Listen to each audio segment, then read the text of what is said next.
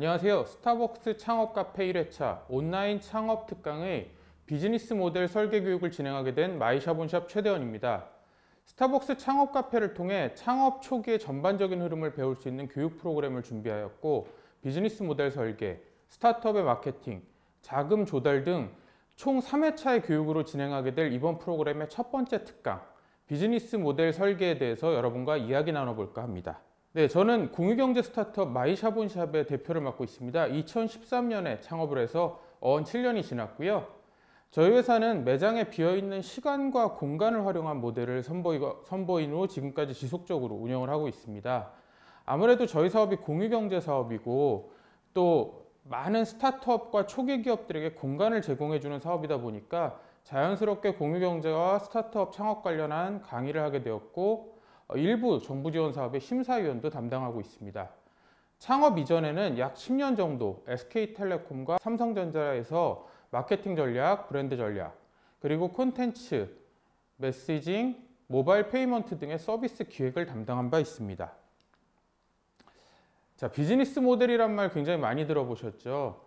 사실은 비즈니스 모델이란 말 자체가 그렇게 쉽게 느껴지진 않는데요. 간단히 말씀드리면 누구에게 무엇을 제공하며 어떻게 수익을 올릴 것이냐에 대한 넓은 개념을 포괄하는 것이 비즈니스 모델이라고 생각이 됩니다. 사실은 서비스를 하시는 많은 대표님들 아니면 예비 창업자분들은 비즈니스 모델이란 말에 상대적으로 익숙한 경향이 있습니다. 그래서 자체적인 수익원을 고민하고 앞으로 사업을 어떻게 발전시킬지, 경쟁사의 모델 등에 대해서 고민하는 분들이 많은데, 제조업체분들이 안 그렇다는 얘기는 아닌데, 제조업체분들은 딱 비즈니스 모델이라고 얘기를 하면 저는 비즈니스 모델 물건을 잘 만들어서 팔려고 하는 건데요 라고 대답하시는 분들이 꽤 있어요. 사실은 제조업도 마찬가지입니다. 어떻게 하면 합리적인 비용으로 좋은 제품을 만들고 타겟 고객에게 제대로 마케팅을 해서 어떤 채널을 통해서 판매할 것인가를 모두 포괄하는 개념이 비즈니스 모델이라고 할 수 있습니다. 일단은 지난 7년간 제가 창업을 하면서 느꼈던 비즈니스 모델을 어떻게 설정했고, 그 부분에서 어떤 한계에 부딪혔으며 이를 극복하기 위해서 어떤 노력을 해왔는지를 조금 실제 사례를 바탕으로 말씀을 드려보고자 합니다. 앞서 잠깐 설명드렸지만 저희 회사는 매장에 비어있는 시간과 공간을 공유하는 서비스를 제공하고 있습니다. 이렇게 말씀드리면 뭘 하는지 잘 모르실 것 같은데요. 우선 시간을 공유한다라고 하면 주점의 점심처럼 매장에 영업하지 않는 시간대에 다른 사람이 들어와서 장사를 할 수 있도록 도와주는 개념입니다. 그리고 공간제 공유, 공간제 매장 공유는 흔히 샵인샵이라고도 불리는데요. 매장의 미사용 일부 공간을 활용해서 다른 업종의 부스나 판매대가 입점하는 경우를 생각하시면 됩니다. 처음 이 사업을 생각하면서 저는 이 사업이 전형적인 IT 플랫폼 사업이라고 생각을 했고요. 그러다 보니까 자연스럽게 매장을 사용하고자 하는 사람과 매장을 제공하는 사람을 연결해 주면서 중개 수수료를 받는 비즈니스 모델을 생각하게 되었습니다. 하지만 이 비즈니스 모델의 설정으로 인해서 저는 많은 고민과 괴로움에 직면하게 됩니다. 사실 처음에 매장 공유를 생각했을 때는 큰 꿈에 부풀어 있었어요. 그 이유는 사실 제가 공유경제에 꽂혀 있었는데, 공유경제 사업이 이미 2013년에도 굉장히 여러 종류가 나왔습니다. 면접용 의상을 공유하는 서비스도 있었고요. 공구를 공유하는 서비스도 있었고, 수십 종 이상의 공유경제 기업들이 당시에 탄생하고 있었습니다. 하지만 지금도 어느 정도 그렇지만 그 당시에 가장 성공한 공유경제 기업은 에어비앤비처럼 집을 공유하는 숙박 공유와 그리고 쏘카나, 우버로 대표되는 차량 공유였습니다. 그래서 저는 생각을 했습니다. 여러 수십 수백 개의 공유경제 기업을 만들 수는 있지만 결국 숙박 공유, 집을 공유하는 것과 차를 공유하는 것만 이렇게 큰 사업이 된다는 것은 고객이 절실하게 필요로 하지만 소유할 수 없는 고가의 자산을 공유해야 큰 사업이 된다는 의미구나 라는 생각을 했어요. 그래서 자연스럽게 집과 자동차 다음에 공유할 수 있는 자산이 무엇이지? 라는 생각에 매장을 도출하게 되었습니다. 그러니까 매장이 다음번에 아주 큰 기업이, 공유 기업이 될 수 있는 새로운 아이템이라고 봤죠. 하지만 제가 간과했던 것은 매장을 공유하는 것은 집을 공유하는 것이나 차를 공유하는 것과는 완전히 차원이 다르다는 사실이었어요. 자, 한번 예를 들어 볼게요. 에어비앤비에서 제가 다음 주에 제주도 여행을 예약을 했습니다. 그래서 아주 멋진 숙소를 사진으로 보고 딱 예약을 했어요. 근데 갑자기 걱정이 되는 거예요. 이 숙소가 괜찮을지 안 괜찮을지 어떻게 알지? 다음 주에 우리 아내하고 아들한테 혼나면 어떡하지? 라는 생각에 걱정이 돼서 오늘 비행기를 탑니다. 오늘 비행기를 타서 똑같은 숙소를 미리 예약을 해서 하루 자면서 수돗물도 틀어보고 온수 잘 나오나 확인해보고 창밖에 아침에 해돋이 풍경도 확인하고 근처에 맛집까지 다 다녀본 다음에 돌아와서 그래 다음 주에 떠나자라고 한다면 저는 준비성이 철저한 사람이라기보다는 약간 정상이 아니겠죠. 마찬가지로 소카에서 차를 예약할 때 제가 내일 저희 사무실 근처에 있는 카니발을 예약했다고 한번 생각을 해볼게요. 근데 이게 시동이 걸릴지 제대로 주행을 할 수 있을지 걱정이 돼서 오늘 또 예약을 해서 시동을 걸어보고 한번 달려보는 사람은 없겠죠.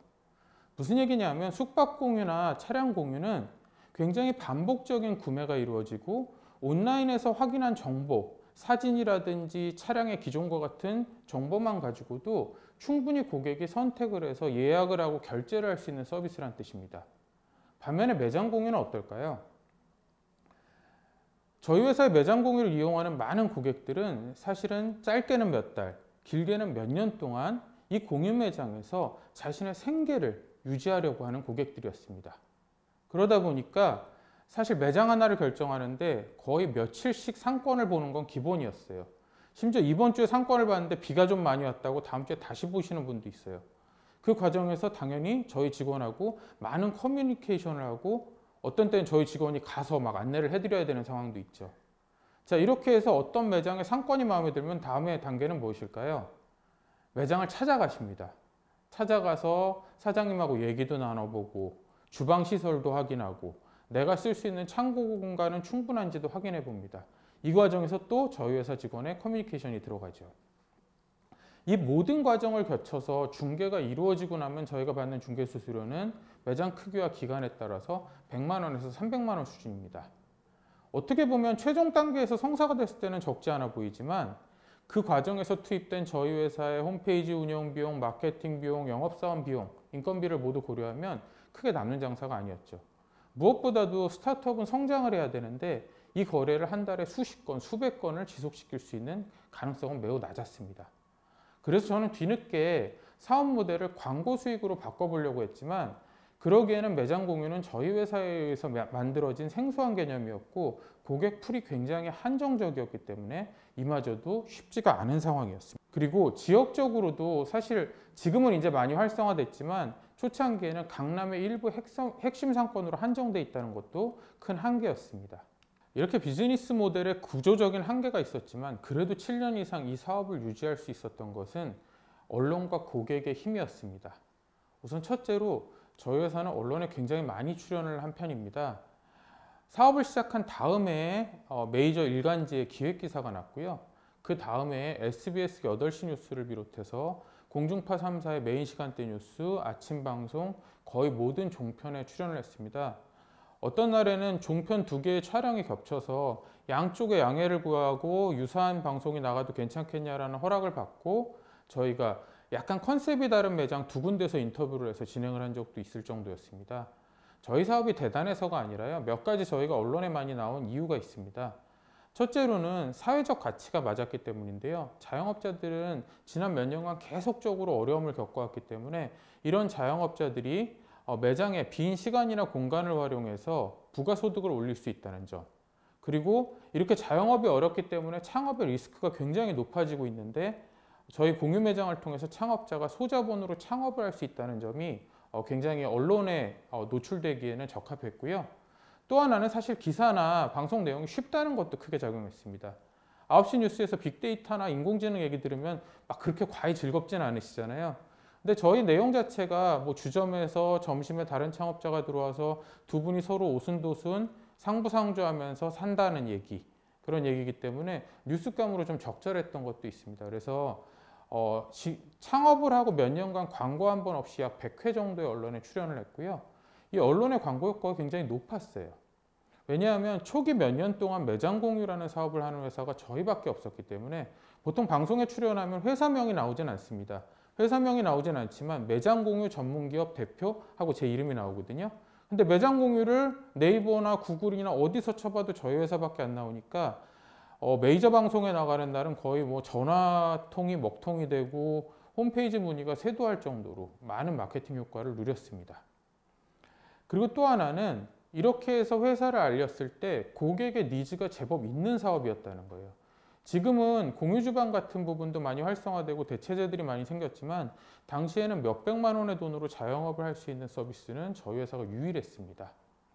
그렇기 때문에 창업자들의 문의도 앞서 말씀드린 대로 하루에 수백, 수천 명이 몰릴 수 있는 서비스는 아니지만 하루에 몇십 명의 고객들이 진지하게 상담을 요청하고 그중에 몇 명은 실제 매장을 방문할 정도로 상당히 고객의 수요가 있었고요. 또 하나는 자영업이 어렵다 보니까 점주들의 등록도 상당히 많았습니다. 지금까지 누적 서울과 경기 지역에서만 4,000개 정도의 매장이 등록됐고요. 사실 개인적으로는 이제는 조금 광고 모델을 활성화시킬 수 있는 토대가 되지 않았나라는 생각도 하고 있습니다. 그리고 이 과정에서 더 좋았던 점은 굉장히 많은 고객이 들어오시는데 이 고객들이 저희가 원하는 대로 딱딱 맞춰서 문의를 주시는 게 아니거든요. 마이샤본샵은 이 사업하니까 이것만 문의해야지가 아니라 나 힘들어 죽겠는데 매장 운영하는데 좀 도와줄 거 없어? 고객님도 나 뭘 하고 싶은데 뭐 네일 아트를 하고 싶은데 뭐 미용실에서 뭘 하고 싶어, 나는 음식점에서 커피숍을 하고 싶어, 나는 주점에 낮 시간을 빌려서 팝업 스토어를 하고 싶어, 이런 굉장히 다양한 문의들이 들어오다 보니까 이 과정에서 저희가 비즈니스 모델을 개선해 나갈 수 있었습니다. 그래서 현재 저희 비즈니스 모델을 어떻게 바꿔가고 있냐면요. 기존에 단순하게 창업자와 매장 점주를 연결해주는 중개 비즈니스를 넘어서 직영 기반의 광고 모델로 고도화하고 있습니다. 자, 매장의 시간을 공유하는 사업은 어떻게 진화가 되냐면요. 저희가 시간제 팝업을 열은 다음에 자사의 메뉴를 홍보하고자 하는 프랜차이즈나 신생 스타트업, 셰프님들이 광고비를 내면 저희가 매장을 돌려서 그 아이템을 검증하고 홍보할 수 있는 형태로 바뀌었습니다. 그래서 저희가 3회까지 시간제 팝업 레스토랑을 직영으로 진행을 했고요. 이 과정에서 저희는 음식을 팔아서 돈을 벌고 광고비를 수취해서 이중으로 돈을 벌 수 있습니다. 샵인샵은 어떻게 바뀌었냐면요. 사실 샵인샵의 문제가 너무나 다양한 고객의 요구와 공간의 특성이 있다는 건데 저희가 판매대 형태로 표준화시켰습니다. 그래서 영상이 송출이 되고 데이터를 수집할 수 있는 스마트 판매대를 카페에 설치한 다음에 자사 제품 홍보를 원하는 스타트업이나 메이커스, 중소기업들의 제품을 받아서 판매도 하고 홍보도 하는 형태로 사업을 발전시켰습니다. 역시 이 사업 모델에서도 직접 제품을 판매하는 수익이 나오고 광고비를 받을 수 있습니다. 결국 저희가 지금 사업을 바꿔가고 있는 모델은 첫째는 단순히 중개수수료만 받던 비즈니스 모델을 강화해서 두텁게 만드는 부분, 또 하나는 거의 중구난방으로 고객의 요구에 의해서 수십 가지, 수백 가지 형태로 진행되고 있는 비즈니스를 표준화하고 규격화하려는 노력에서 비롯되었습니다. 사실 저는 앞서 잠깐 경력을 설명드렸지만 경영학과를 나왔지만 굉장히 IT와 모바일 관련한 경력을 많이 쌓았습니다. 서비스 기획도 많이 했고요. 그래서 초반 3, 4년간은 마이샤본샵을 운영하면서 우리 회사도 뭐 기술 개발할 게 없나라는 생각을 했는데 전혀 없었어요. 주점에서 점심 장사하는 분을 연결하면서 뭐 홈페이지 가끔 업그레이드 하는 거 외에는 딱히 어떤 기술적인 요소가 쓰일 부분이 없었습니다. 하지만 저희 회사가 비즈니스 모델을 표준화하고 규격화하고 업그레이드 해 나감에 따라서 자연스럽게 기술을 도입하고 개발할 필요성도 생겼습니다. 판매대가 대표적인데요. 사실 수십 대와 수십 대가 넘는 판매대가 여러 지역에 있는 카페나 주점에 흩어져 있습니다. 그러다 보면 자연스럽게 생기는 문제가 이 수십 대의 판매대에 있는 제품의 재고를 어떻게 관리할 것인가, 결제는 어떻게 할 것인가 라는 문제가 생겼어요. 그래서 저희는 전자태그, RFID 기술을 활용해서 판매대 제품의 현황을 원격으로 파악할 수 있는 기술과 결제를 하는 기술을 개발을 했습니다.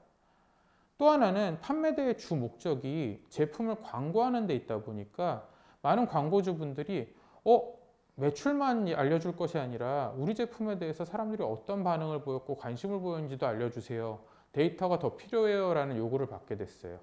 그래서 저희가 유동 측정기를 달아서 기본적으로 판매대 앞에 몇 명이 지나가는지를 체크하고 또 적외선 인식기를 통해서 판매대의 특정 제품을 고객이 몇 번 만졌는지, 그리고 지금은 인공지능 이미지 분석까지 이용해서 어떤 연령대 성별의 고객들이 왔는지까지 저희가 분석을 하는 기술을 도입을 하거나 개발을 했습니다.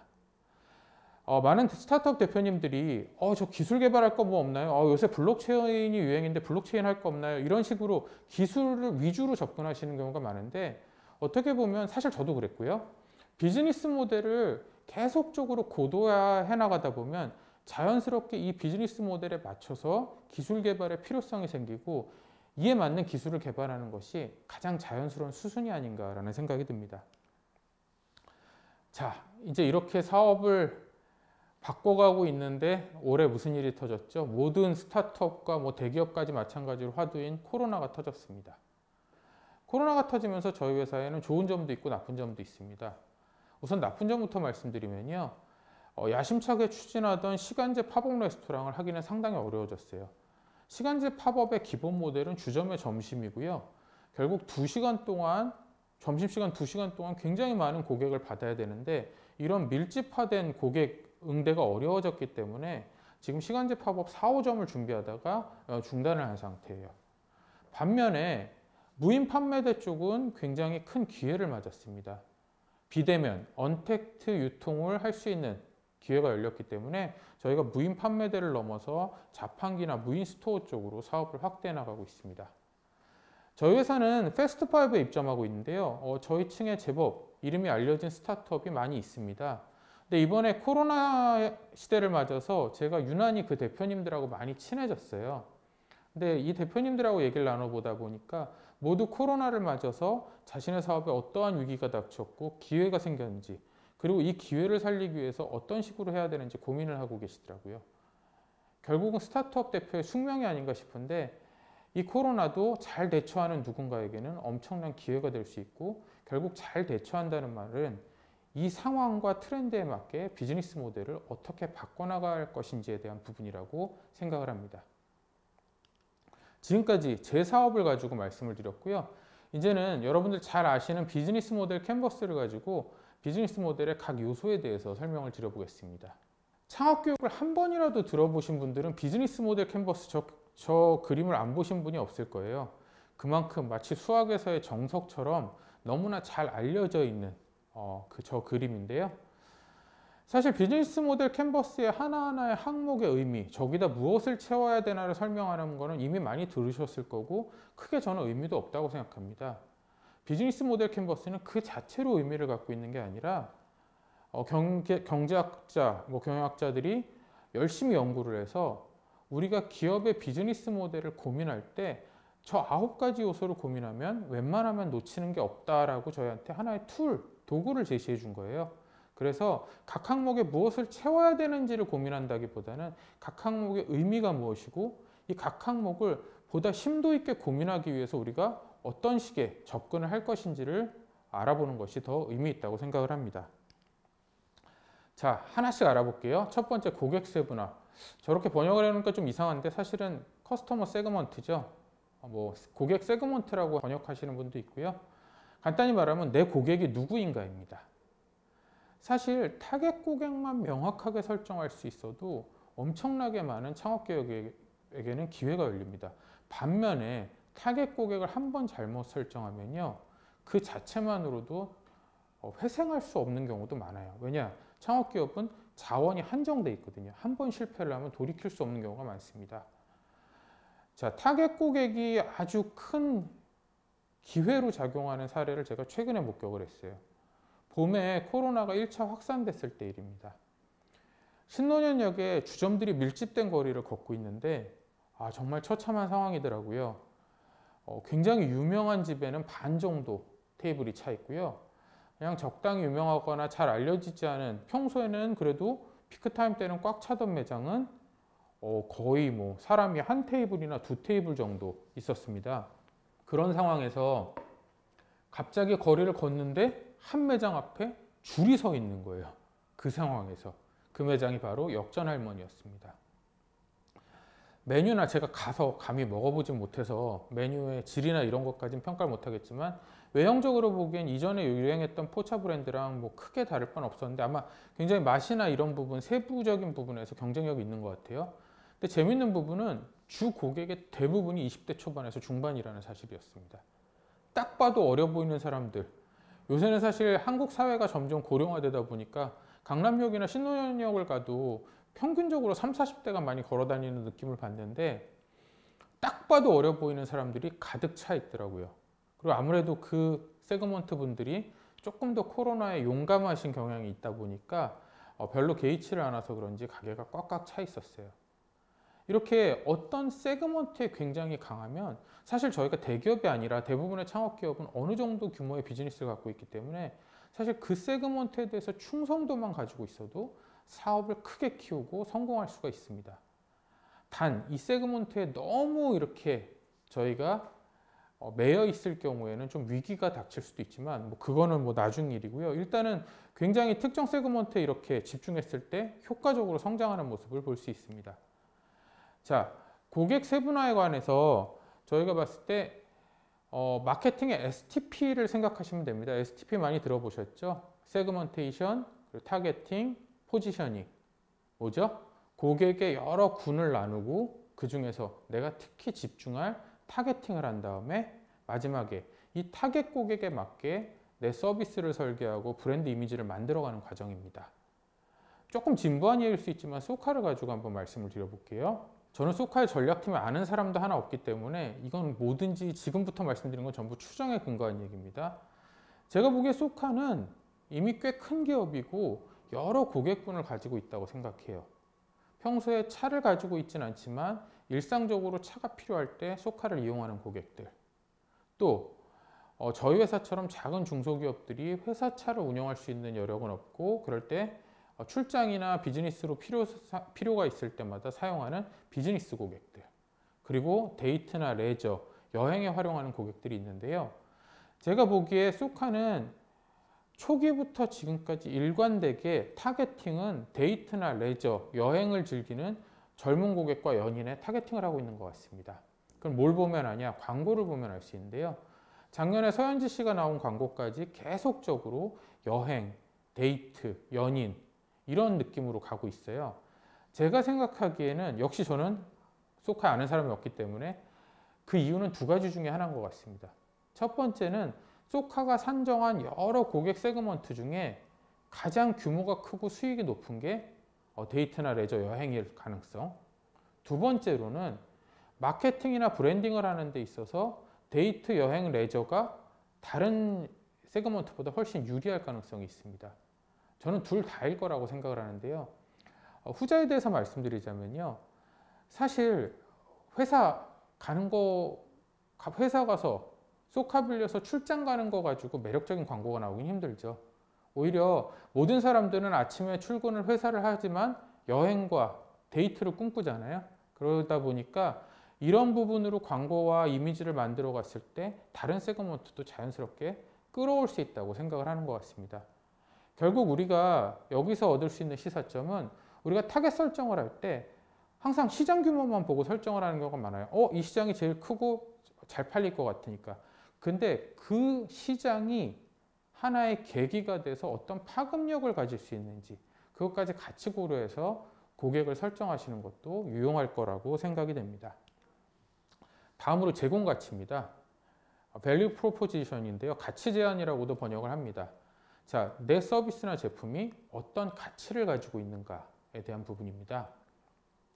의외로 창업기업의 대표님들 아니면 예비 창업자분들 특히 많이 만나보면 본인의 서비스나 제품의 장점을 한마디로 설명 못 하시는 경우가 많습니다.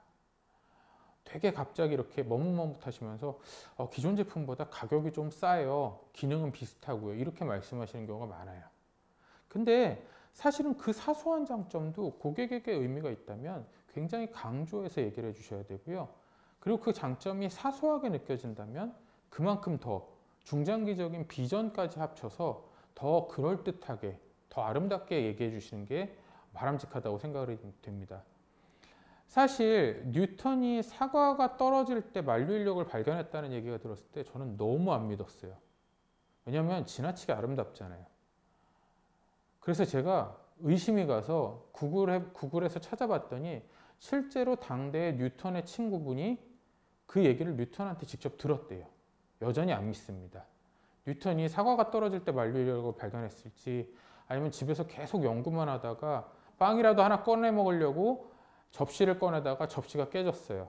근데 그게 사실 아내가 아끼는 접시라서 혼날 생각을 하니까 눈앞이 깜깜해지면서 아씨, 이 접시는 왜 하늘로 안 올라가고 땅으로 떨어졌을까라는 생각을 하다가 만류인력을 발견했을 수도 있습니다. 근데 그렇게 얘기하지 않죠. 저도 마이샤본샵을 왜 창업했냐 라고 얘기를 할 때 되게 가볍게 강의에서는 뭐 떡볶이 아주머니, 노점상 아주머니를 만났다가 아이디어가 떠올랐다든지 이런 얘기들을 가볍게 풀어놓습니다. 하지만 투자자나 평가자 앞에서 저희 회사에 대해서 얘기할 때는 명확하게 저희 회사의 창업 동기와 장점을 얘기를 해주려고 노력을 합니다. 마이샤본샵은 매장에 비어있는 시공간을 활용한 공유경제 기업이고 자영업자는 매장의 시공간을 통해서 부가소득을 올리고 창업자는 최저 비용으로 창업을 할 수 있게 만들어주는 서비스다. 이렇게 말씀을 드리죠. 그러니까 사실은 어떻게 보면 예비 창업자든 창업자든 조금 자기 세뇌가 필요합니다. 자신이 하는 일이 큰 계획의 일부라는 생각을 갖고 제공 가치를 큰 개념으로 말씀해 주시는 게 좋습니다. 자, 스타트업이나 뭐 창업기업의 제공 가치는 굉장히 다양한데요. 하나 예를 들어서 말씀드릴게요. 젠틀몬스터라는 브랜드 저는 굉장히 좋아하는데요. 젠틀몬스터가 선글라스를 발명하진 않았겠죠. 선글라스는 조선시대에도 있었습니다. 발명하진 않았지만 선글라스를 만들어서 굉장히 기존에 없던 시장을 개척했다고 저는 생각을 해요. 사실 저는 명품을 선호하는 사람이 아닌데 제가 꼭 명품을 쓰는 제품이 하나가 선글라스였어요. 왜? 제 머릿속에 선글라스는 브랜드가 명품밖에 없었어요. 딱 두 가지 종류밖에 없었습니다. 저랑 아내는 해외여행 갈 때 면세점에서 사는 선글라스. 어린 꼬맹이 저희 아들이 엄마 아빠는 선글라스 쓰면서 나는 왜 선글라스 안 사줘요 하면 휴게소나 유원지에서 얼른 10,000원 주고 사서 니께 더 좋은 거야 라고 던져주는 선글라스. 두 가지밖에 없었어요. 이제는 안 속습니다. 중학생이라서. 근데 그 브랜드 사이에 준명품으로 젠틀몬스터가 치고 들어온 거예요. 어찌 보면은 많은 창업가분들이 이 얘기를 하세요. 아, 저는 기존에 없는 시장이 있습니다. 뭐 20대 고객들이 굉장히 양질의 품질을 갖고 있고 최신 감각의 어떤 제품을 원하는데 그 제품군이 비어 있어서 제가 만들려고요. 얘기하긴 쉬운데요. 사실 만들기는 엄청나게 어렵습니다. 젠틀몬스터는 그 위치를 차지하기 위해서요. 굉장히 디자인과 제품력에 신경을 많이 썼을 것이고요. 연예인 마케팅도 했고요. 젠틀몬스터 매장 가보시면 거의 전위적인 예술작품 수준으로 갖춰져 있습니다. 그 모든 노력을 해서 사실 준명품이란 말도 맞지 않습니다. 준명품이 아니라 20대부터 30대까지 좀 감각 있는 고객들이 아, 요새 누가 페라가모, 구찌 이런 거 너무 올드해 보이잖아. 젠틀몬스터 정도는 써줘야지 라고 말할 수 있는 어떻게 보면 새로운 형태의 명품을 만들어냈습니다. 그래서 반드시 제품을 만드실 때 우리 제공 가치가 기존에 없는 기능이 있거나 새로운 영역을 개척해야만 되는 게 아니라 기존에 없던 시장의 영역을 뚫고 들어가도 훌륭한 제공 가치를 줄 수 있습니다. 다음으로 서비스인데요. 세상에 없는 서비스를 제가 만들었어요. 사실 저도 예전에 그런 얘기 많이 했어요. 제가 사업을 하면서 뭐 매장 공유도 제가 최초로 만들었습니다. 뭐 이런 얘기를 많이 했는데 나중에 보면 유사한 비즈니스가 다 있었어요. 근데 서비스를 하는 스타트업들, 뭐 앱이나 웹이나 이런 스타트업들이 만들어내는 가치의 대부분은 기존에 존재했지만 조금 다른 접근을 통해서 고객의 편의성이나 접근성을 개선한 부분이 많습니다. 그 대표적인 예로 제가 꼽는 게 스트라이프스입니다. 맞춤형 셔츠 스타트업이죠. 맞춤형 셔츠는 기성품보다 더 오래된 비즈니스예요. 5,000년 전에 이집트의 파라오도 아마 맞춤형 옷을 입었을 겁니다. 그런데 이 맞춤형 옷의 비즈니스는 수천 년 동안 변화가 없었어요. 제가 미국 유학 갔을 때 2년 동안 미국에 있었는데 유학을 가서 한 번, 그리고 귀국을 할 때 한 번 근처에 있는 명품 셔츠 양복점을 들렸습니다. 그래서 두 번 다 몇 벌씩 샀는데요. 2년이 지났는데 저는 기억을 하겠더라고요. 연배가 굉장히 높으신 재단사분이 저를 막 떨리는 손으로 재고 계시더라고요. 그분 제 치수를 2년 전에 쟀고 사실은 치수의 변화가 별로 없었어요. 근데 저는 그분한테 거의 기억 속에 잊혀진 새로운 고객이고 새로 치수를 재고 있었죠. 근데 스트라이프스는 이 비즈니스를 어떻게 바꿨냐면요. 먼저 첫 번째, 제가 신청을 하면 재단사가 저한테 옵니다. 재단사가 저한테 오고요. 그 다음이 더 중요한데 그 재단한 제 치수의 기록을 스트라이프스가 DB로 가지고 있습니다. 제가 단기간에 20kg가 찌거나 빠지지 않는 이상 저는 그 다음부터 뭐만 하면 되냐면 스트라이프스에서 그냥 셔츠를 마음에 드는 셔츠를 골라서 주문만 하면 돼요. 데이터 기반의 혁신을 이뤄낸 거죠. 가끔 이렇게 창업교육이 좀 지루하시더라도 들을 만한 가치가 있다는 증거의 하나로 제가 스트라이프스를 내세우는데요. 스트라이프스가 떴을 때 굉장히 많은 분들, 뭐 멘토분들이나 창업가분들이 이 비즈니스 모델을 그대로 응용해서 다른 영역에 도입할 게 없을까라는 생각을 했어요. 왜냐면 굉장히 비즈니스 모델이 매력적이거든요. 그리고 두 개가 더 나왔습니다. 그러니까 다른 사람의 사업 모델을 보고 가끔씩 강의를 듣는 게 굉장히 유용할 수 있다는 증거인데요. 두 번째가 구두였어요. 구두도 사실 치수가 되게 애매한 영역 중에 하나잖아요. 역시 구두도 3D 스캐너를 가지고 발의 굴곡을 정확하게 측정을 해서 DB화를 한 다음에 그 다음부터는 디자인만 골라서 주문을 할 수 있는 서비스가 나왔습니다. 맨솔이란 서비스였고요. 세 번째, 저는 여기까지는 생각을 못했는데 화장품이 또 나왔어요. 우리가 보통 피부를 측정할 때 중성이냐 건성이냐 지성이냐만 얘기하잖아요. 근데 그게 아니라 정확하게 피부를 측정해서 맞춤형 화장품을 제공해주는 톤28이라는 서비스가 나왔습니다. 세 사업 모두 굉장히 크게 성장을 했고요. 이를 보면 우리가 느낄 수 있는 게 이분들이 구두를 만드신 것도 아니고 화장품을 발명하신 것도 아니고 맞춤형 셔츠를 새로 만들어낸 것도 아닙니다. 결국은 이 비즈니스를 어떻게 접근해서 고객의 편의성을 높일 것이냐를 가지고 완전히 새로운 비즈니스 모델을 만들고 새로운 가치를 부여할 수 있었습니다. 자, 채널 적는 거는 사실 적는 건 쉽습니다. 채널은 그냥 온라인 채널, 쿠팡, 마켓컬리 뭐 쭉 적으시면 돼요. 그 다음에 오프라인 채널, 뭐 백화점, 이마트, 요새 뭐 팝업 스토어도 많이 활용하니까 이런 것들 적으시면 되는데 그게 중요한 게 아니라 이 채널 전략을 어떻게 쓸 것인지를 고민해 주시면 더욱 좋습니다. 최근에 제가 느끼기에는 온라인이 대세가 되고 있으면서 오프라인과 결합되고 있는 게 하나의 특징인 것 같아요. 몇몇 사례들이 있는데요. 세차 앱 와이퍼 같은 경우는 세차장을 연결해 주는 사업도 하지만 직영 세차장도 운영하고 있습니다. 여러분들 잘 아시는 야놀자는 모텔 정보를 알려주는 오토 서비스지만 한편으로는 자체 모텔 프랜차이즈 사업도 하고 있습니다. 미미박스나 와디즈 같은 경우에는 자체 샵을 운영 중인데 제가 보기에 목적이 매출을 올리려는 목적은 전혀 아니고요. 자사를 알리는 목적이 있는 것 같아요. 미미박스의 강남역 매장 같은 경우 전형적으로 화장품 구독 서비스를 하고 있는 미미박스의 비즈니스를 알리려는 목적이라고 생각이 되고요. 와디즈가 최근에 만든 와디즈 샵도 성수동에 위치하고 있는데 와디즈를 통해서 계속적으로 런칭된 혁신 제품들을 한 곳에 모아서 고객들에게 홍보를 하면서 와디즈의 브랜드 가치를 인식시키는 그런 의미가 있다고 생각을 합니다. 이렇게 다양한 목적으로 오프라인을 활용하면서 온라인과 오프라인이 융합되고 있습니다. 그래서 앞으로 채널을 고민하실 때 그냥 온라인 채널 이런 데 입점할 거고요. 오프라인 채널 이런 데 입점하겠습니다가 아니라 단계별로 오프라인에선 처음에는 팝업 스토어와 샵인샵을 이용했다가 나중에 어디 입점을 하고 이게 온라인과는 어떻게 연결되는지 이 부분까지 같이 다뤄주시면 그 자체로 굉장히 훌륭한 사업계획서가 될 수 있습니다. 고객 관계는 비즈니스 모델 캔버스와 관련된 책에 보면 여러 가지 고객 관계 예시들이 나와 있습니다. 뭐 맞춤형 서비스를 한다든지 셀프 서비스를 한다든지 고객과 함께 만들어가는 코크리에이션이라든지 아니면 뭐 커뮤니티를 만들어준다든지 이런 개념들이 나오는데요. 고객 관계를 설정하실 때 중요한 부분은 내 제품과 서비스가 도대체 고객에게 어떤 의미를 가지고 있는가 그리고 내가 타겟으로 하는 고객은 어떤 분들인가를 고민하시는 게 중요해요. 간단한 예를 한번 들어볼게요. 제가 5,000원짜리 국수를 먹으려고 점심을 간단하게 때우려고 어떤 매장에 들어갔습니다. 매장에 들어갔더니 사진에서 보시는 것처럼 연미복을 딱 차려입으신 웨이터가 서빙을 해줬어요. 자, 그럼 여러분의 반응은 어떨까요? 감동을 할까요? 아니면 불편하실까요? 분명히 그 서비스는 지나치게 많은 비용이 들어갔어요. 그러면 고객한테 감동을 이끌어내야 되는데 감동보다는 불편함이나 어색함을 줄 수 있습니다. 왜? 타겟 고객과 전혀 맞지가 않았기 때문이에요.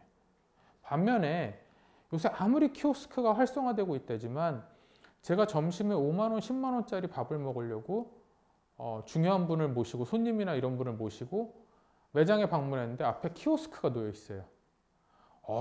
이 매장은 키오스크를 통해서 인건비를 절약해서 재료비를 더 많이 쓰려나 보다라고 하고 제가 감동을 받을까요?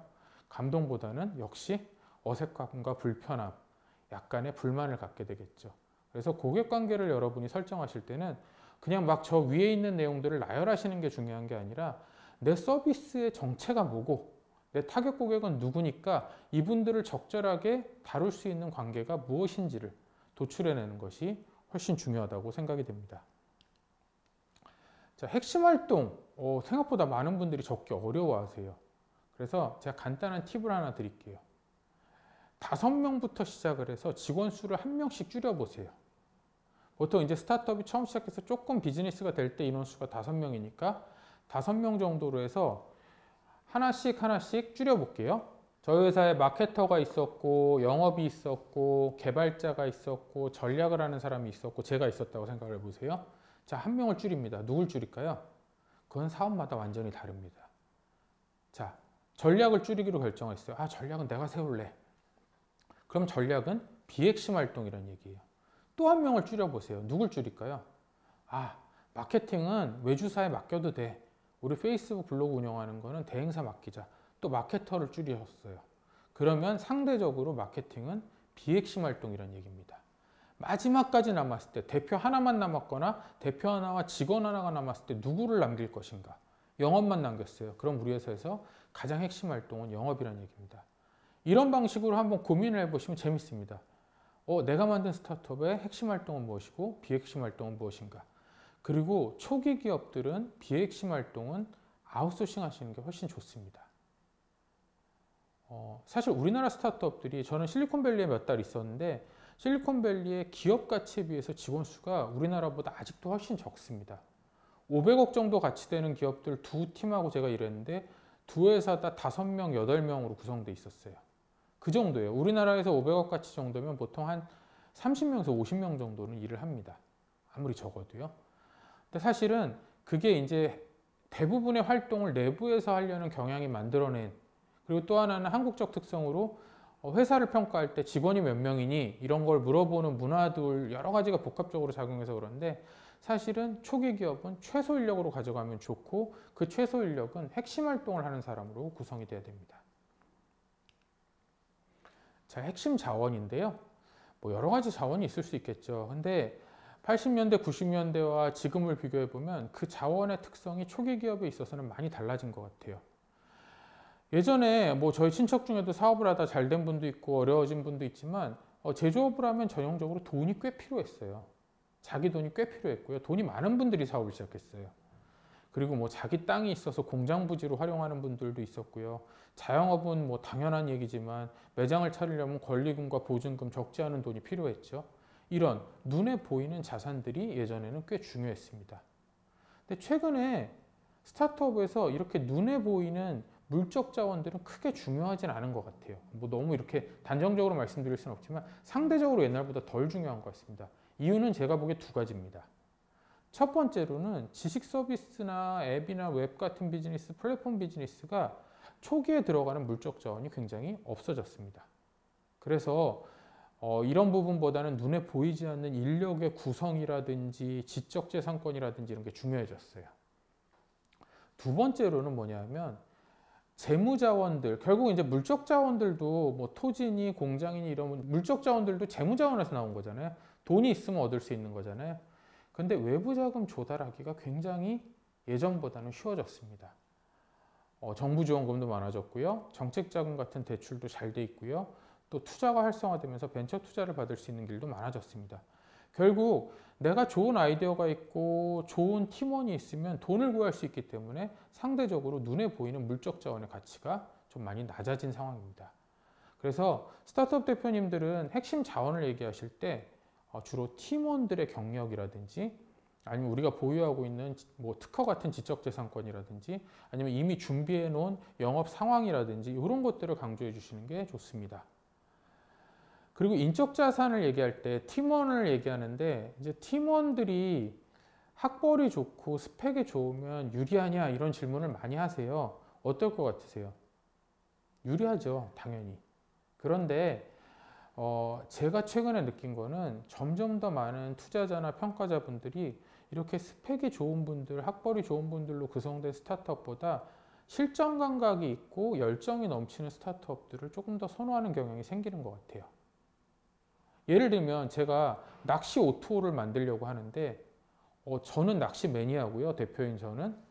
저희 직원들은 전부 낚시 매니아에 뭐 낚시 관련한 회사를 다녔거나 낚시 용품 직접 아들이거나 이런 사람들로 뭉쳐있는 회사라고 생각을 해보세요. 그러면 서울대 나온 사람 5명으로 뭉쳐있는데 낚시에는 잘 모르는 사람들이 뭉친 스타트업보다 훨씬 더 경쟁력이 있겠죠. 결국 우리가 이 아이템을 위해서 어떤 사람들이 뭉쳤는데 그 사람들이 이 아이템과 관련하여 어떤 경력을 쌓아왔고 어떤 열정을 가지고 이 사업을 준비했는지를 알려주는 게 더 중요하다고 생각이 됩니다. 자, 파트너 관련해서 제가 이 뒤쪽으로 배치한 이유가 뭐 뒤쪽으로 갈수록 더 중요해지는 건 아니지만 파트너 같은 경우는 의외로 많은 분들이 중요성을 간과하지만 저보고 가장 중요한 거를 하나 뽑으라고 그러면 핵심 파트너를 저는 비즈니스 모델 캠퍼스에서 가장 중요한 요소 중에 하나로 꼽을 것 같아요. 저도 막 이렇게 파티를 즐기고 이런 사람이 아니라서 스타트업 네트워킹 파티를 처음 사업하고 3년, 4년 동안 안 갔어요. 그러다가 이제 어느덧 가기 시작했는데 뭐 요새는 파티보다는 앞서 말씀드린 대로 뭐 공유 오피스 같은 데서 대표님들하고 서로 가볍게 커피 마시면서 이야기하고 이런 걸 더 즐기지만 결국은 다양한 사람을 만들고 파트너십을 만들어야 되는 이유는 여러분들이 창업할 기업 아니면 창업한 기업은 절대적으로 자원이 부족하기 때문입니다. 혼자서 할 수 있는 일은 대부분 거의 아무것도 없습니다. 그래서 무언가 제대로 된 일을 벌리고 사업을 키워가려면 파트너가 필요해요. 지금 장표에 나와 있는 파트너들의 종류는 그냥 제가 임의로 한번 적어본 거예요. 뭐 어디 책에서 나온 건 아니니까 뭐 정확하지는 않을 수 있지만 그냥 제가 사업을 하면서 이런 파트너들을 만나봤다라고 생각되는 부류들을 나열을 해봤습니다. 첫 번째, 고객을 제공해주는 파트너. 자, 저는 회사를 처음 창업하고 영업에 대해서 잘 몰랐고 자영업에 대해서 몰랐어요. 그러다 보니까 자영업을 컨설팅 해주는 회사라든지 아니면 영업을 대행해주는 회사들과 많은 관계를 맺었습니다. 심지어 처음에 주점 영업을 할 때는 주류업체하고도 관계를 맺었어요. 주류업체가 매일 주점에 들어가서 영업을 하고 물품을 납품해 주거든요. 그래서 주류업체랑 제휴를 맺고 영업을 대행을 시킨 적도 있습니다. 그래서 결국은 나한테 고객을 데려다주는 여러 파트너들이 있을 수 있습니다. 실제로 또 스타트업을 해보면요. 웹이나 앱을 굉장히 잘 만들어 놓고 영업을 못해서 시작도 못 해보는 회사들이 많습니다. 그렇기 때문에 처음에 사업을 고려하실 때 나한테 고객을 데려다 줄 수 있는 파트너가 누가 있나 고민을 해보시면 좋습니다. 두 번째, 전문 업무를 대행해주는 파트너. 청년창업사관학교를 통해서 제가 사업을 시작했는데 청년창업사관학교 대표들이 입교한 지 몇 달 지나서 제일 많이 욕하는 사람이 누군지 아십니까? 바로 본인이 웹이나 앱을 맡긴 외주개발사입니다. 그리고 실패율이 엄청나게 높아요. 사실 두 가지 원인이 다 있는데 외주개발사를 잘못 찾는 경우도 있고요. 본인이 아직 사업 경험이 없어서 기획을 제대로 안 해서 요건을 명확하게 못 준 경우도 있습니다. 어쨌든 우리가 사업을 하면서 기술이 들어가는 사업을 할 때 외주개발사 하나만 제대로 알고 있어도 성공률이 달라집니다. 마케팅도 마찬가지입니다. 부끄러운 얘기인데요. 제가 대기업을 그만두고 첫 번째 창업을 했을 때요. 마케팅 대행사를 만나서 제 블로그 대문만 만드는데 250만 원을 지불한 흑역사가 있습니다. 나중에 알고 보니까 제가 네이버 그 어디 블로그에서 배웠는데 저도 블로그 대문 만드는 거 배워서 제가 나중에 직접 만들었는데 제가 직접 만들어 보니까 그 정도 퀄리티로 제가 한 3, 4시간 하면 만들더라고요. 그걸 250만 원 줬어요. 그런데 결국은 마케팅 대행사도 합리적인 가격으로 지속적으로 우리 브랜드를 생각하면서 기획을 하고 집행을 해줄 수 있는 회사를 찾으면 천군만마를 얻은 것과 같습니다. 이렇게 전문 업무를 대행해주는 파트너가 두 번째입니다. 세 번째로는 앞서 말씀드린 대로 많은 스타트업들이 본인은 직원이 몇 명 안 돼요. 할 수 있는 일이 별로 없습니다. 근데 요새 의외로 많은 정부기관이라든지 지방자치단체라든지 대기업이 스타트업과 일을 해보려고 합니다. 그러면 어떤 일이 생기냐? 스타트업들한테 그래도 대기업이니까 조금 규모 있는 일을 맡기려고 했는데 그 스타트업 하나만으로는 소화가 안 되는 경우가 많습니다. 이럴 경우에 뭐 흔히 컨소시엄이라고 하는데 같이 협업 체계를 구축해서 일을 해줄 수 있는, 여차하면 같이 뭉쳐서 일을 수행할 수 있는 협력하는 스타트업들이 많으면 좋습니다. 그래서 굉장히 중요한 부분이고요. 마지막은 뭐 그렇게 중요성이 있는 분야는 아니지만 가벼운 얘기인데 뭐 사무실을 공유하는 기업, 아니면 인력을 공유하는 기업, 뭐 또 다른 자산들, 뭐 가게를 공유한다든지 저희 회사 컨셉처럼 이런 어떤 자산이나 인력을, 자원들을 공유하는 기업들이 또 하나의 파트너가 될 수 있습니다. 자, 이제 비즈니스 모델 캔버스의 마지막인데요. 비용 구조입니다. 비용 거의 작성하신 거 보면 대동소이해요, 정말로. 뭐 이건 제가 뭐 대동소이하다고 뭐라 그러는 게 아니라 당연합니다. 사업을 하면 예상되는 비용은 거의 뻔합니다. 뭐 인건비나 마케팅비, 연구개발비, 임차료, 뭐 제조업과 서비스업의 차이가 있고 매출 원가가 있냐 없냐의 차이가 좀 있겠지만 거의 대부분 비용은 비슷해요. 그럼 우리가 비용 구조에서 물론 이제 저 캔버스 안에 한 줄로 채울 때는 뭐 인건비, 마케팅 이렇게 적으시면 되지만 이 비즈니스 모델 캔버스를 발전시켜서 사업 계획으로 저희가 발전을 시키려고 할 때는 조금 더 고민을 해보셔야 되는 게 내 비용 구조는 어떻게 구성이 돼 있고 이 비용 구조는 어떻게 나의 경쟁력을 만들어 줄 수 있느냐, 그걸 같이 고민해 보셔야 돼요. 또 어떻게 이 비용 구조가 나의 리스크를 가져올 수 있느냐.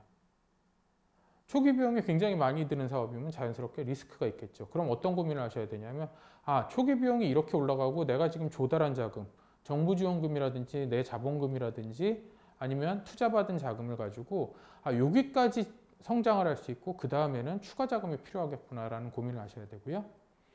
비용이 가질 수 있는 경쟁력은 뭐냐면 내가 남들보다 무언가를 싸게 공급하거나 싸게 제품을 만들거나 싸게 서비스를 제공할 수 있을 것 같을 때 그럴 때는 또 이 부분을 강조해서 비즈니스 모델 캔버스와 사업 계획서에 나타내 주셔야 됩니다.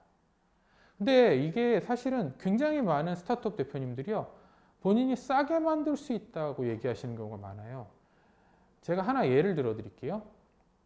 정확한 기억은 나지 않습니다만 제가 심사위원 갔을 때 일입니다. 심사위원 갔을 때 어떤 대표님이 이게 수입밖에 안 되는 장비인데 500만 원 정도 되는 장비를 200만 원에 만들 수 있다고 얘기를 하셨어요. 그랬더니 옆에 있는 심사위원분이 날카로운 분이었는데, 좋은 의미로 날카롭습니다. 되게 냉정하면서도 이렇게 허를 찌르는 질문을 잘 하시는 분이었는데 딱 질문하더라고요.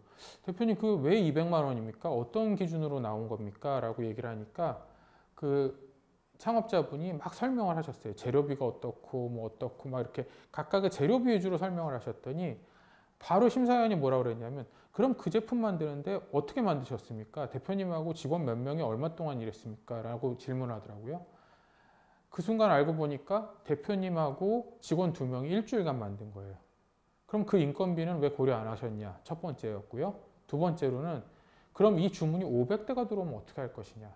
아니면 당장 지금 100대라도 들어오면 어떻게 제조하실 거냐 했어요. 답을 못 하셨습니다. 제가 좋아하는 미국 드라마 빅뱅 이론에 보면 재미있는 장면이 나와요. 거기서 주인공 중에 하나인 페니가 그 액세서리를 만들어서 팔려고 합니다. 그래서 친구들이 웹사이트를 만들어서 도와줍니다. 근데 웹사이트를 만들었더니 띡 하더니 1000개 주문이 들어왔어요. 그래서 졸지에 친구들하고 이 주인공하고 5명의 아파트에서 밤을 새서 1000개의 액세서리를 만들어냅니다. 거의 쉬지도 않고 밥도 못 먹었어요. 그리고는 아침에 잠도 못 잔 상태로 1000개의 제품을 보냈더니 띵 하고 1000개가 주문이 더 들어왔고 그 상태에서 바로 주인공 페니는 사업을 포기합니다. 자, 우리가 비용이 싸다고 얘기하려면요, 내가 비용 경쟁력이 있다고 얘기하려면 하나를 만들어 보고 얘기를 하는 게 아니라 적어도 초기에 수십, 수백 개의 주문이 들어왔을 때 싸게 만들 수 있냐를 고민하셔야 돼요. 한때 연어 무한리필 프랜차이즈 엄청 많이 생겼다가 국제 연어 가격의 변동으로 거의 대부분 사업을 접은 사례가 있습니다. 여러분이 만약에 프랜차이즈를 하시는데 사업계획서를 투자자 앞에서 발표하신다. 걔를 무한리필해주는 프랜차이즈를 만들겠습니다 라고 발표를 하시려면 적어도 수협에 가서 계약서 한 장은 받아오시던가 아니면 집에서 운영하는 어선 몇 척은 보여주셔야 돼요. 왜? 지속적으로 나는 앞으로 어떤 외부 변수가 있어도 걔를 안정적으로 싸게 공급할 수 있습니다를 보여주셔야 되기 때문에요. 그래서 내가 비용 경쟁력이 있다는 것은 엄청나게 큰 장점이지만 이를 보여주시려면 앞으로 이 비용 경쟁력을 어떤 상황이 닥쳐도 유지할 수 있다. 그리고 앞으로 대량 생산을 할 수 있다는 증거를 보여주셔야 됩니다. 자, 그리고 수익원인데요. 마지막이 아니었네요. 마지막에 수익원입니다. 사실 많은 분들이 비즈니스 모델과 수익원을 헷갈리십니다. 사실 비슷해요. 근데 정의를 말씀드리면요. 비즈니스 모델이 더 큰 개념이고요. 비즈니스 모델은 내가 어떤 고객에게 어떤 제품이나 서비스를 만들어서 어떻게 돈을 벌 것이냐의 전체 과정을 포괄한다면 수익원은 그래서 내가 돈을 어떻게 받을 건데 어떤 모델로 내가 돈을 벌어들일 건데 라는 좁은 개념이라고 생각을 하시면 됩니다. 수익 모델도 마찬가지예요. 제조업을 하시는 분들은 수익 모델을 못 쓰시는 경우가 많은데 조금 팁을 드리자면 이 부분들은 어떤 유통 채널, 아까 채널에 이미 적었지만 어떤 유통 채널을 이용해서 내가 수익을 올릴 건지 아니면 어떻게 비용과 마진 구조를 가져가고 가격 정책을 쓸 것인지를 가지고 써주시면 되고요. 그래도 이제 수익원을 작성하는 거의 꽃은 역시 서비스업인데요. 굉장히 다양한 수익 모델이 존재를 합니다. 뭐 콘텐츠나 아이템을 판매하는 게임 같은 경우 아니면 넷플릭스처럼 월정액을 받는 경우 그리고 중개 수수료를 받는 대부분의 O2O 서비스들, 광고 수익 여러 가지가 있는데요. 대부분 예비 창업가들이 사업계획서나 비즈니스 모델 캔버스를 작성하는 걸 보면 어떻게 쓰시냐면 중개 수수료 받을게요. 20%. 왜? 비슷한 서비스 찾아봤더니 20% 정도 나오네요. 제가 20% 받겠습니다. 이렇게 쓰세요. 그거보다 조금 더 고민을 담아주셨으면 좋겠어요. 어떤 고민을 담냐면 이 비즈니스 모델, 이 수익원을 어떻게 만들어가고 지킬 것인가입니다. 자, 두 가지 예만 들어볼게요. 크몽 아시죠? 재능 공유 사이트입니다. 간단한 디자인이나 번역이나 요새 점점 다양화되고 있는데 간단한 업무를 맡기고 돈을 지급하는 온라인에서 결제를 하는 그런 서비스인데요. 크몽은 중개 수수료를 받는 전형적인 플랫폼 서비스입니다. 근데 중개 수수료를 받는 게 쉬운 일이 아니에요. 왜 그렇죠? 크몽이 지금 얼마 받는지 정확히 기억 안 나는데 20에서 25% 받을 것 같아요. 그러면 판매자는 크몽이 고객을 모으기 위해서 했던 노력은 기억하지 않습니다. 마지막 순간에 내가 파워포인트 디자인을 했는데 내가 로고를 그렸는데 왜 크몽이 20%, 25% 가져가지? 라는 생각만 해요. 그러다 보니까 어떤 위험성이 생기냐면 첫째, 직거래 위험성이 생기고요. 두 번째, 신생기업이 나와서 투자 받아가지고 6개월간 중개수수료 무료 이벤트 합니다 하면 글로 다 가버립니다. 자, 그럼 우리가 중개수수료를 받는다고 할 때 몇 프로를 받냐 쓰는 것만 중요한 게 아니라 이 중개수수료를 어떻게 지킬 것인지를 같이 다뤄주셔야 됩니다. 크몽 같은 회사가 중개수수료를 지키려면 어떻게 해야 될까요? 다른 재능 공유 플랫폼에서 판매자가 200만 원, 300만 원밖에 못 번다면 크몽에서는 500만 원을 벌 수 있어야 돼요. 강력한 마케팅으로 고객을 이끌어서 판매자들에게 더 많은 수익을 주면 중개수수료를 많이 걷어가더라도 할 말이 없게 됩니다. 고객 입장에서는 고객이 어차피 중개수수료 신경 쓰지 않겠지만 크몽에 점점 더 많은 다양한 셀러가 오고 CS나 이런 부분들이 만족스럽고 서비스 UI가 만족스러워서 크몽을 반복적으로 이용하게 만들어줘야 됩니다. 이 두 가지가 잘 갖춰진 강력한 플랫폼을 만들면 중개수수료를 너무 많이 받으면 안 되겠지만 웬만큼 받아서는 비즈니스가 무너지지 않습니다. 자, 온오프믹스는 여러분들 잘 아시는 강의 중개 플랫폼이죠. 근데 강의를 저기다 올린다고 돈을 받지 않습니다. 강의를 올리고 잘 노출시키고 싶을 때만 광고료를 받죠. 비슷한 유형으로는 알바몬이 있죠. 구인 광고를 언제든지 올릴 수 있지만 무료로 올릴 수 있지만 잘 노출되게 하려면 광고비를 내야 됩니다. 저런 광고 비즈니스 모델의 좋은 점은 누구에게도 해를 끼치지 않는 것으로 보인다는 것입니다. 올리는 사람도 불만이 없고 이용하는 사람은 당연히 불만이 없죠. 근데 문제는 한계예요. 사실은 지면에 한계를 받는 경우가 많기 때문에 광고 수익은 추가적인 성장이 제한되는 경우가 있습니다. 그래서 광고로 만약에 수익원을 작성을 하신다면 이 광고를 처음에는 하겠지만 나중에 어떤 수익 모델로 발전시킬지를 써주셔야 돼요. 제가 알기로 온오프믹스도 장소를 소개해 주는 사업, 또 뭐 강사 같은 분들, 프리랜서들의 결제를 대행해 주는 사업, 여러 가지 수익원들을 늘려가고 있는 것으로 알고 있습니다. 그래서 지금은 우리가 광고를 할 건데 나중에는 어떤 식으로 수익 모델을 늘려갈 거야 라는 내용을 같이 써주시면 좋습니다. 그래서 다시 한번 정리해서 말씀드리면 수익원, 한두 개의 수익 모델을 적고 몇 프로를 받을 것이냐가 중요한 것이 아니라 내가 이 수익원을 어떻게 지켜갈 것이고 앞으로 하나씩 둘씩 새로운 수익원을 발굴해 가실 것인지 이 부분을 다뤄주셔야 됩니다. 자, 지금까지 이제 비즈니스 모델 강의를 마쳤고요. 이렇게 비즈니스 모델 설계를 주제로 첫 번째 창업 특강을 마쳤는데 도움이 되셨는지 모르겠습니다. 다음 회차에는 마케팅 전문가분을 모시고 스타트업의 마케팅이라는 주제로 특강이 진행될 예정입니다. 앞으로도 많은 관심과 참여 부탁드립니다. 감사합니다.